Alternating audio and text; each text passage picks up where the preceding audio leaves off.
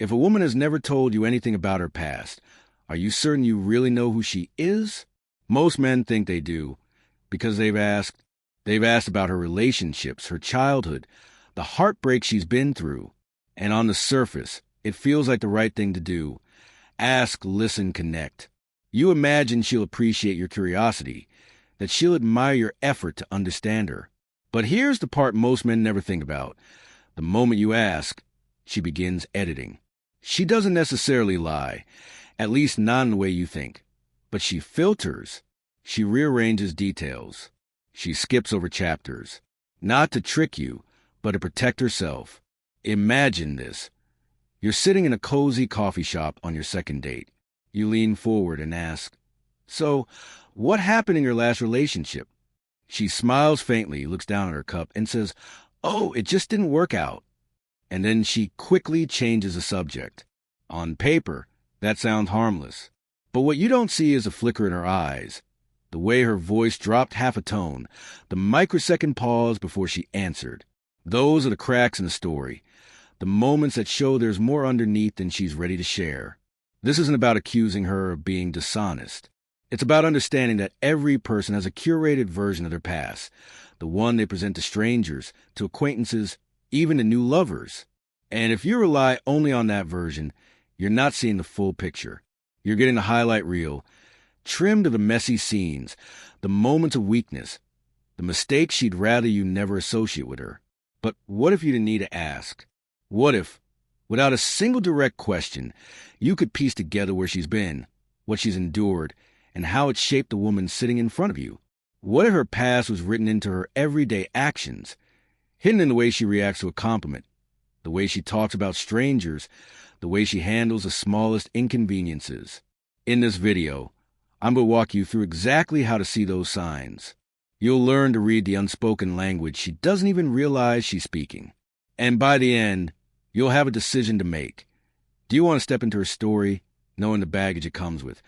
Or do you walk away before you become part of a chapter you can't rewrite?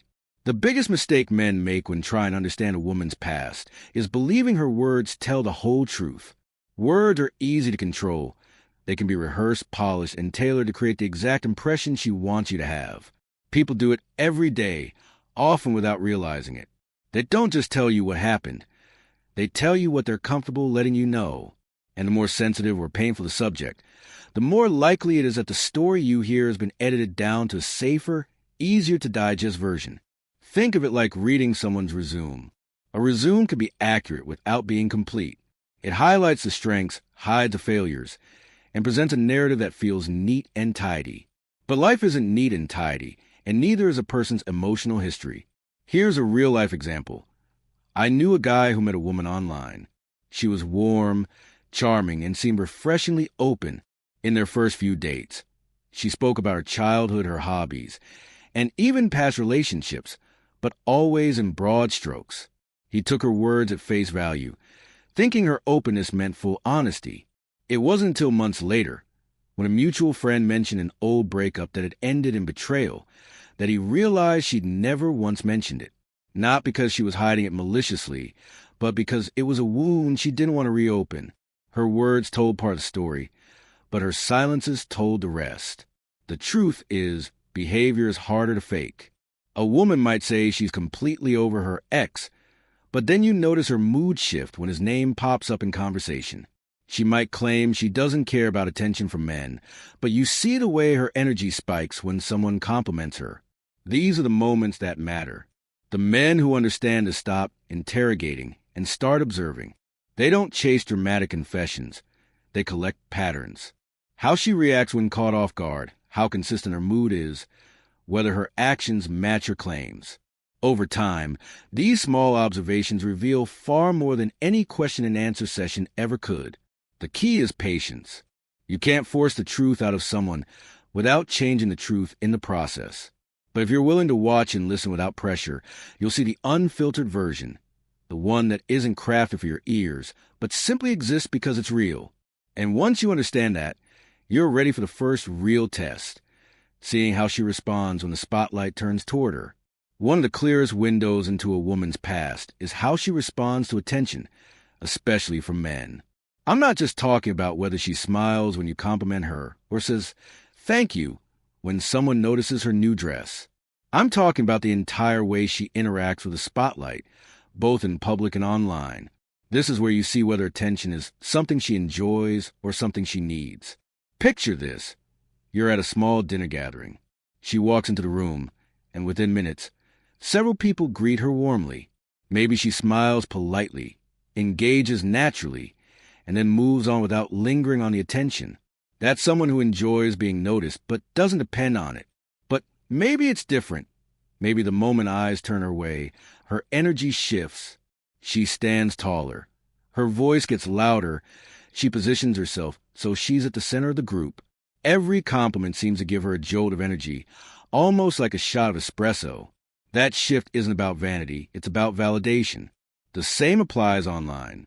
How does she behave on social media? Are her posts balanced between sharing her life and showcasing herself? Or are they a constant stream of carefully crafted images designed to attract likes, comments, and private messages? Does she often bring up who's in her DMs, who flirted with her at the gym, or how guys just don't stop hitting on me? These aren't random stories. They're signals. Many women who were neglected, ignored, or made to feel invisible in their past relationships, or even in childhood, develop a subtle addiction to attention. It becomes their measuring stick for self-worth. And when attention is the oxygen she breathes, the moment it stops coming from you, she might unconsciously start looking for it elsewhere. That's not necessarily a conscious betrayal. It's an emotional reflex, a way of filling a gap that's been there for years.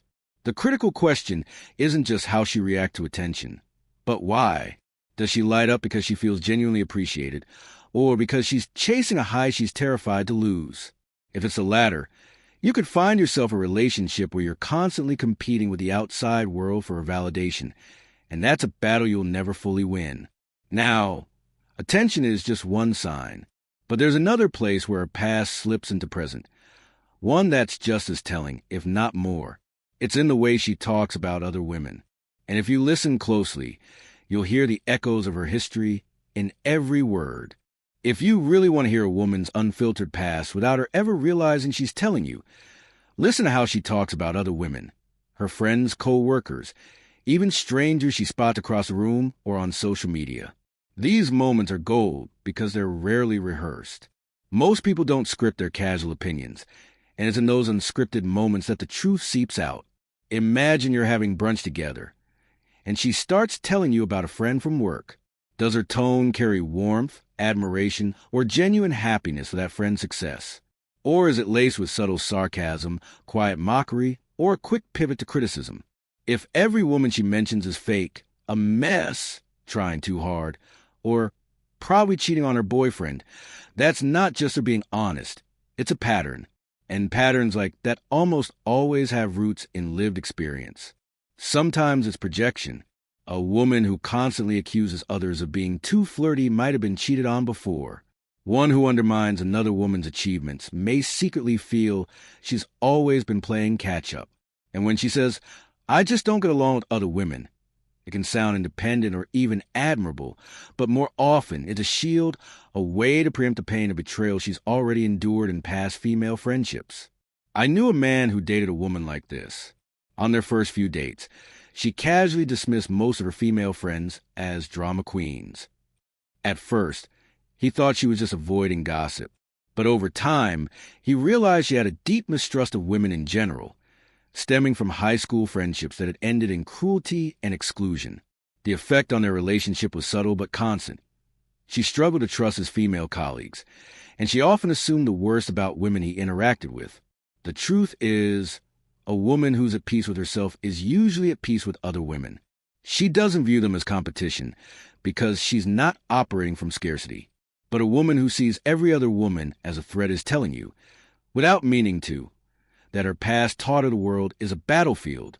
And just like her view of other women can reveal a great deal about her history, there's another moment where the past comes rushing to the surface even faster, when things go wrong between you. How she handles conflict isn't just about her personality. It's about the way she learned to survive. If you want to see a woman's emotional history, without her saying a word about it, don't watch her when everything is smooth. Watch her when something goes wrong. Conflict, even in small doses, has a way of dragging the past into the present. And I'm not talking about dramatic screaming matches. I'm talking about the little moments that test patience and emotional control. Maybe you're running 10 minutes late to dinner. Maybe you forgot to respond to a text because you were swamped at work. Or maybe you had to cancel weekend plans at the last minute. These moments might seem minor to you, but they can trigger major reactions in someone who's carrying emotional baggage. Does she go quiet and withdraw, shutting down like a door slamming shut? That often comes from a past where expressing emotions led to rejection or punishment. Or does she go on the offensive, accusing, raising her voice, making you feel guilty? That's a defense mechanism built from experiences where being vulnerable only got her hurt. So she learned to attack first. I remember a friend of mine who dated a woman who seemed calm and warm most of the time, but if a disagreement arose, even something as small as him forgetting to pick up milk, her tone would shift instantly. It wasn't just frustration. It was as if she was bracing for a fight she'd already been through 100 times before. Later, he learned her last relationship had been with a man who ignored her feelings completely. So any sign of neglect, no matter how small, hit her like a replay of that pain. These patterns don't come from nowhere. They're survival strategies, forged in the fires of her past relationships or even her family environment. And the tricky part is, she might not even know she's reenacting them. Understanding this isn't about excusing toxic behavior. It's about recognizing whether you're ready to deal with the emotional reality of who she is right now. Because the way she fights isn't just about the two of you. It's often a replay of how she learned to protect herself long before you met. And just as conflict can expose her emotional blueprint, so can something far subtler, the way she tells you about her life, and the parts of her story she doesn't tell at all. That's where the hidden timeline lives. And if you know how to listen, you'll hear it loud and clear. You don't need to ask her directly, when was your last relationship, to figure out her romantic history. Because if you're listening closely, she'll tell you without even realizing it. The truth is, people reveal timelines in small, almost throwaway comments. You just have to catch them. Maybe she says, "We used to love that little Italian place downtown," and that "we" slips out naturally like it's second nature, except you've never heard her mention who "we" is. Or maybe she says, "After everything fell apart, I had to start from scratch." And you can feel the weight in her voice, even though she never explains what everything means. These small phrases are breadcrumbs, and if you're patient enough to collect them, they can map out her emotional past more accurately than any direct question could. Pay attention to how she references time. Some women will casually drop details like, "That was about 2 years ago," giving you a clear marker. Others completely avoid time frames, skipping over months or years as if they never happened. This avoidance can be a sign of unresolved feelings or chapters she hasn't fully processed. Even the way she talks about transitions is telling. Moving cities, switching jobs, suddenly cutting off a circle of friends. These can all line up with emotional resets that point to breakups, betrayals, or major life changes. I remember a guy who once told me about dating a woman who often said things like, "That was before I really understood myself," or "after I rebuilt my life," but she never gave specifics. Over time, he pieced together that there had been a long, painful relationship in her past, one she was still recovering from years later. She didn't hide it out of malice. She just wasn't ready to give it shape with details. The key is to avoid turning into an interrogator. If you make her feel like she's under a microscope, she'll retreat or give you the safe, edited version. But if you let conversations flow naturally, she'll eventually reveal more than she intended, through the words she chooses, the ones she avoids, and the stories she doesn't finish telling. And while her hidden timeline can tell you when and how her heart was tested, there's another clue that runs even deeper: her overall view of men.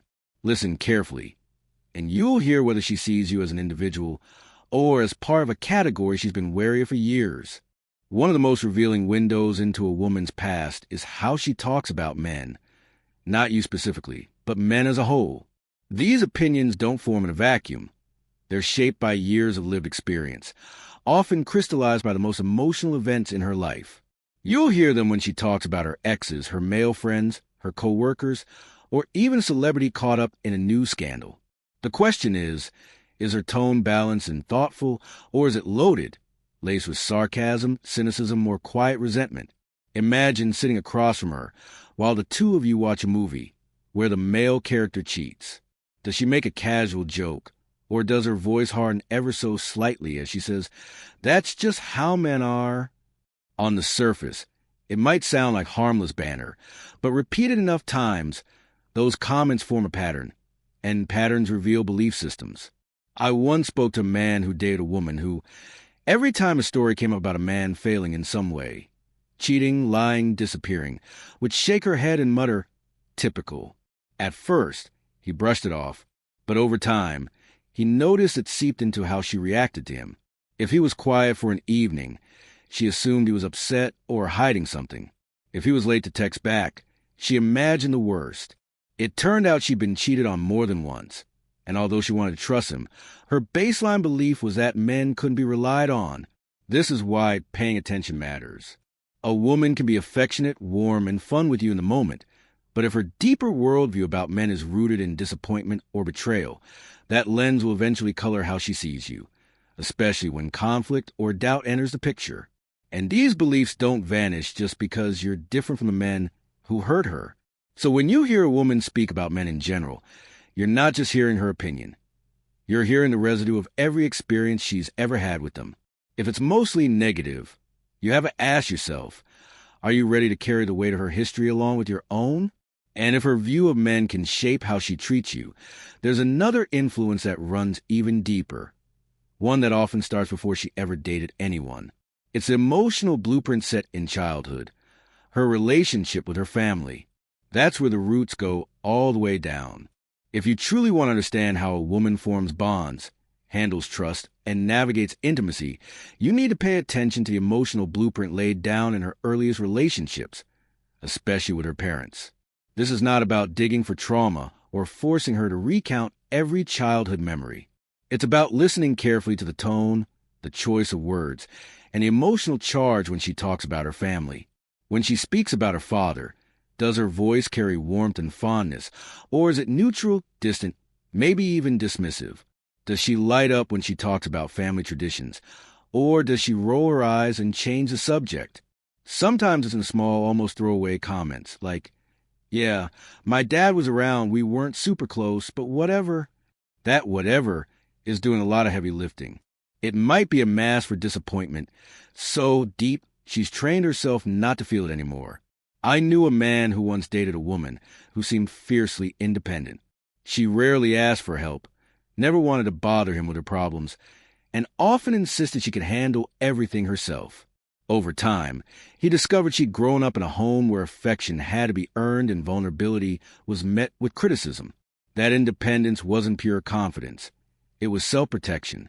If she grew up with love that was inconsistent, warm one day, cold the next, she might unconsciously expect the same from you, testing your reactions to see if you'll disappear when she's not at her best. On the other hand, if she had a nurturing, emotionally safe home, you'll see it in her ability to communicate needs clearly, recover quickly from disagreements, and trust without constant reassurance. The family dynamic is like the operating system running in the background of her emotional world. It doesn't shout, but it controls everything, from how she interprets your actions to how she responds when she feels hurt. Watch her reactions when you bring up family events, holidays, or even simple things like Sunday dinners. Does she seem excited, anxious, detached? Those reactions are the echoes of the environment that shaped her long before you came into the picture. And while her family sets the foundation for how she connects, there's another layer that reveals what still touches her deeply or what no longer touches her at all. That layer shows itself in the things that stir her emotions and the things that leave her completely unmoved. One of the clearest ways to see a woman's emotional history is to notice what moves her, and just as importantly, what doesn't. These are the unguarded moments when the past slips through, when something seemingly small either lights a spark in her eyes or makes her shut down completely. Maybe you're watching a movie together, and a scene about abandonment comes on. You're focused on the plot, but you notice she suddenly goes quiet, her posture stiffens, and her gaze drifts away from the screen. She doesn't comment, but her body is telling you everything. Or maybe a song about betrayal starts playing on the radio, and she skips it without hesitation, almost as if she's done it so many times her fingers know the motion by heart.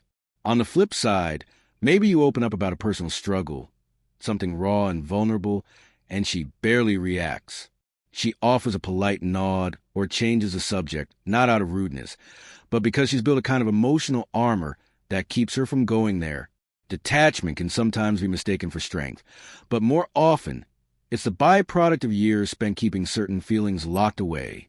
I remember a friend telling me about a woman he dated who never cried during sad movies, no matter how heart-wrenching. But when a story came up about someone being excluded from a group, she would get visibly upset, even angry. Later, he learned that in middle school, she'd been ostracized by her closest friends, an experience that left a wound far deeper than any romantic breakup ever had. That's the thing. What triggers her most intensely might have nothing to do with love or relationships. It could be a raised voice, a sarcastic comment, or a simple oversight that mirrors a past hurt. These reactions are emotional fingerprints. Overreactions often mean the wound is still fresh somewhere inside her. Complete indifference can mean she shut off that part of herself entirely just to survive.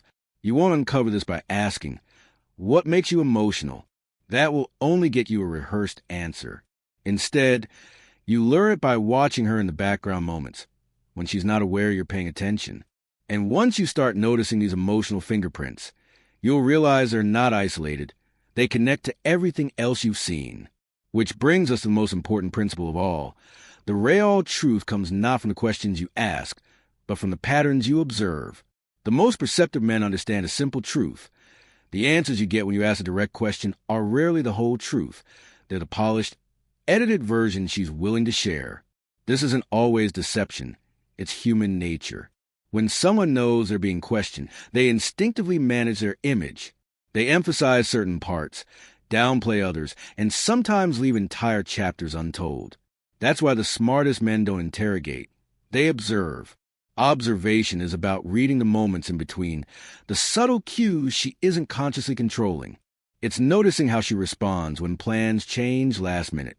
Does she shrug it off with grace, or does her mood shift in a way that feels heavier than the situation warrants? It's watching her face when someone gives her a compliment that isn't about her appearance. Does she seem genuinely touched, or does it bounce off her like she doesn't know how to accept it? It's seeing how she reacts when a conversation gets a little too close to something personal. Does she lean in, or does she find a quick way to change the subject? I knew a man who had mastered this. On paper, he seemed quiet, but he was always paying attention. On one date, his partner told him she didn't care much about her ex. But later that evening, when a song came on that reminded her of that time, she froze for just a second before skipping it.